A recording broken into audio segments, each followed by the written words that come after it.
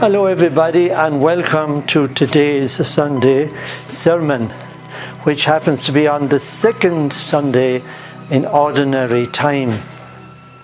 Today we are seeing the call of three people.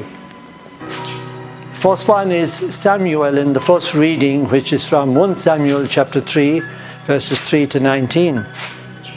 The apostles Andrew and Peter are called, I suppose, during the day. Peter definitely during the day, because Andrew, his brother, had gone to stay with Jesus for a night after being recommended by John the Baptist. So Andrew came rushing to his brother, and they both immediately followed Jesus.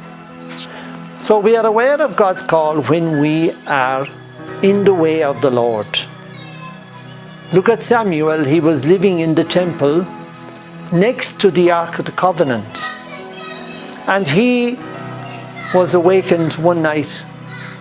And on the third call, with the advice of Eli, his mentor, who said to him, next time you hear that voice, then say, "Here I am, Lord."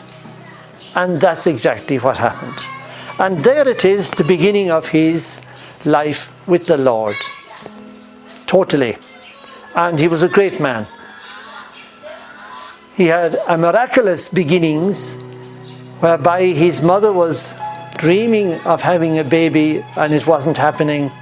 And she was crying in the temple one day when Eli, the holy man, said to her, "God will answer your prayer." And he did. And the first thing she did after he was weaned, she brought him to the temple. And she called him Samuel.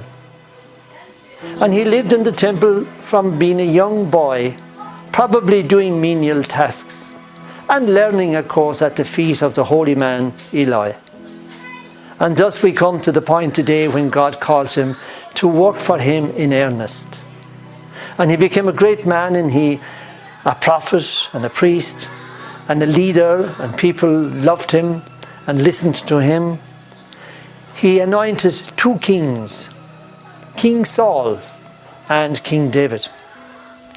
So here we have a person who was in the way of the Lord, in the nearest to the ark of the temple, the ark of the Lord in the temple, and he heard God's voice. Now we can say, oh, good for him, he was in a very sacred place. Now if you think about that, creating a sacred space is not so difficult. And we can do so to just switch on to God. Look for God in our lives. Walk with him, talk with him, listen to him. We can do that every day. If we, as always, in everything, we discipline ourselves. Pray in the morning, pray at night, try and pray during the day. Try and bring him into every aspect of your life. When there's a problem and a difficulty, call him in the secrecy of your heart. And you will find God will be guiding you, and you have created that space, and you have answered his call. Simple. And from our second reading today, which is from 1 Corinthians chapter 6, verses 13 up along to 20, we are told that we are temples of the Holy Spirit.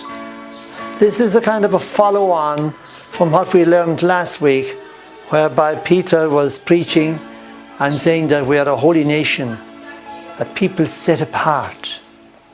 The Spirit is encased in us.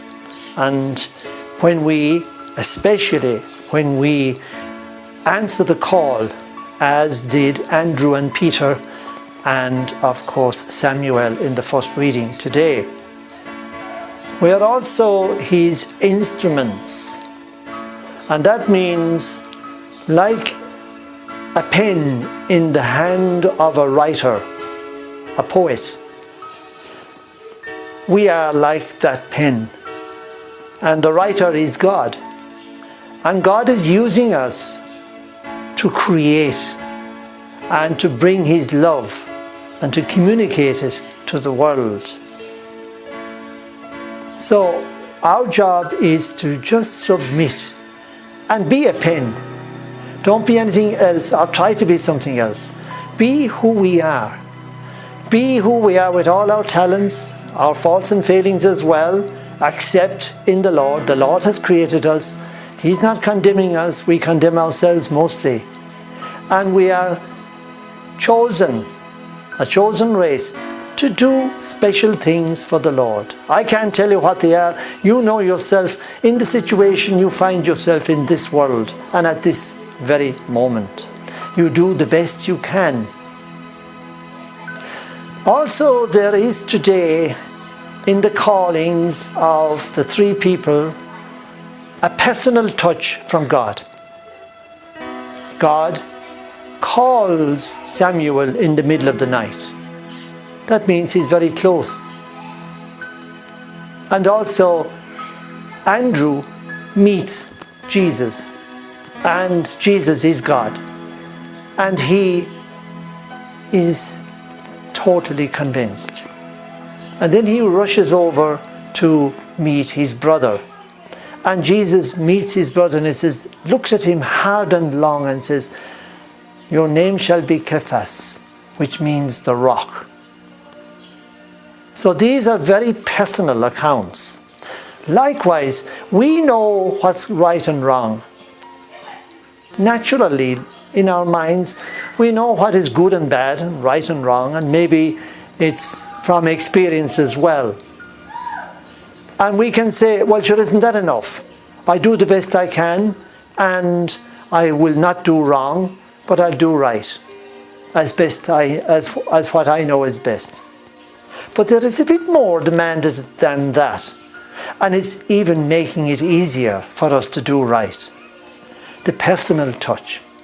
And as I'll go back now to the very beginning of this talk, the personal touch helped the Lord to come and call those people. Likewise with us, we have to be in the way. We have to cultivate that sacred space.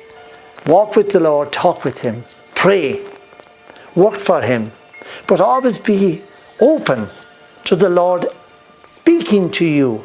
You can ask many favors of the Lord, and He will grant them sometimes according to His will and according to what is good for us. But also we must listen, and He does answer, and He does speak with us. It's like training ourselves to be a choir conductor. The choir master knows when somebody sings the wrong note. Similarly, if we are attuned to God, we become aware of His presence and we hear Him. We hear His whisperings in our lives.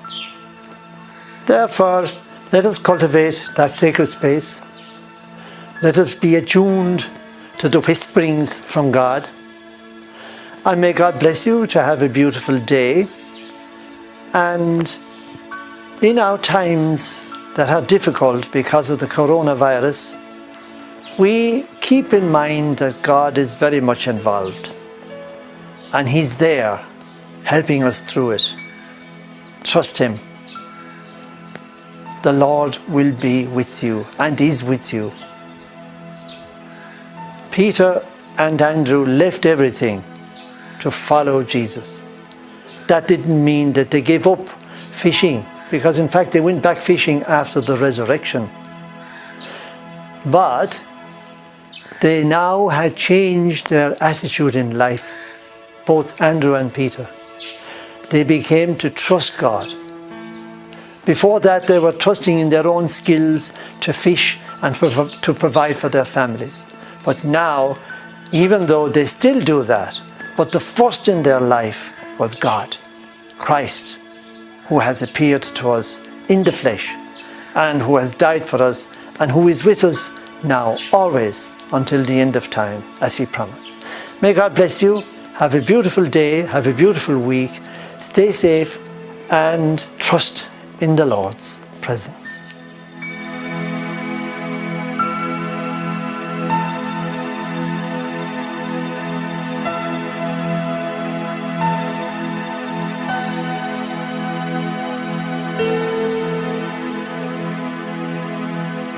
you.